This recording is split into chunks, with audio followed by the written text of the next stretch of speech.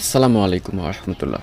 অমর একুশে প্রথম প্রহর ভাষা শহীদদের স্মরণ করার দারুণ এক মুহূর্ত, কিন্তু সেই শ্রদ্ধার জায়গায় যদি তৈরি হয় রাজনৈতিক উত্তেজনা, তাহলে প্রশ্ন ওঠে আমরা আসলে কোথায় দাঁড়িয়ে আছি। ব্রাহ্মণবাড়িয়ার সরাইলে আন্তর্জাতিক মাতৃভাষা দিবসের রাতে ঘটে যায় এক অনাকাঙ্ক্ষিত ঘটনা। ভাষা শহীদদের প্রতি শ্রদ্ধা জানাতে গিয়ে বাধার মুখে পড়েন সংসদ সদস্য ব্যারিস্টার রুমিন ফারহানা। কি ঘটেছিল সেই রাতে, কেন এমন পরিস্থিতি হলো, আজকের এই ভিডিওতে আমরা দেখব পুরো ঘটনা এবং তার প্রতিক্রিয়া। শুক্রবার দিবাগত রাত 12:15 দলীয় নেতাকর্মীদের সঙ্গে নিয়ে সরাইল উপজেলা শহীদ মিনারে যান ব্যারিস্টার রুমিন ফারহানা।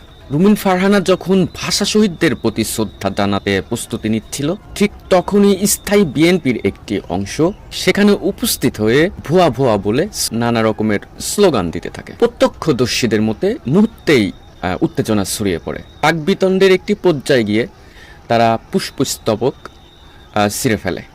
ঘটনাস্থলে পুলিশ গিয়ে পরিস্থিতি নিয়ন্ত্রণে আনলেও শেষমেশ ফুল না দিয়েই রুমিন ফারহানা ঘটনাস্থল ত্যাগ করে চলে যান। বিএনপিকে এখনই যদি নিজেদের কন্ট্রোল না করে বিএনপি, এর পরিণতি ভয়াবহ হবে। আমি যখন ফুল দিতে গেলাম 12:01 ফুল দেওয়ার কথা, এবং ওয়ারেন্ট অফ প্রেসিডেন্ট অনুযায়ী আমি সবচেয়ে আগে ফুল দেব নির্বাচিত সংসদ সদস্য হিসেবে।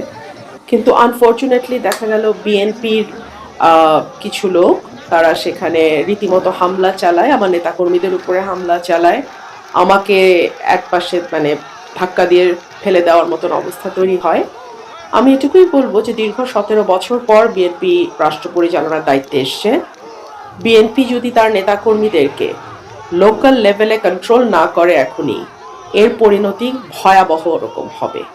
এবং যেহেতু দীর্ঘ 15 বছর একটা লম্বা সময় বিএনপির নেতাকর্মীরা নানানভাবে চাপে ছিল, লুকিয়ে থাকতে বাধ্য হয়েছে, তারা যখন এরকম একটা ভয়ঙ্কর হিংস্রতা নিয়ে পলিটিক্যাল পদের ব্যবহার করার চেষ্টা করে, এটা আমার মনে হয় দলের উঁচু পর্যায় থেকে বিষয়টি মনিটর করা এবং তাৎক্ষণিক ব্যবস্থা নেওয়া না হলে এটা দলের জন্য ভীষণ ক্ষতিকর হবে এবং সরকারের ভাবমূর্তিও ক্ষুণ্ণ হবে। সরকার মাত্রই এসছে, আমি আশা করব যে বিএনপি সরকার এবং দল হিসেবে এই ধরনের উচ্ছৃঙ্খল নেতাকর্মীদের ব্যাপারে তড়িৎ ব্যবস্থা নেবে। আমার একজন কর্মীকে কিভাবে মেরেছে আপনারা একটু পরেই দেখাবেন। পীযূষ দা, আমাদের সাংবাদিক ভাই, ওনাকে রক্তাক্ত করে ফেলেছে।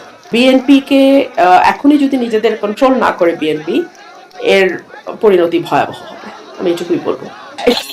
এই ঘটনার পর ব্যারিস্টার রুমিন ফারহানা ক্ষোভ প্রকাশ করে বলেন, ভাষা শহীদদের প্রতি শ্রদ্ধা জানানো কিন্তু কোনো দলের বিষয় নয়, এটা একটি জাতিগত সম্মান। রাজনৈতিক ভিন্ন মত থাকতে পারে, কিন্তু শহীদ মিনারের মতো জায়গায় এমন আচরণ দুঃখজনক। এই ঘটনাকে শুধুমাত্র রাজনৈতিক দ্বন্দ্ব হিসেবে যদি দেখা হয়, তাহলে বিষয়টা ছোট হয়ে যাবে। শহীদ মিনার বাংলাদেশের ইতিহাসে এবং পরিচয়ে সবচেয়ে সংবেদনশীল জায়গার একটি।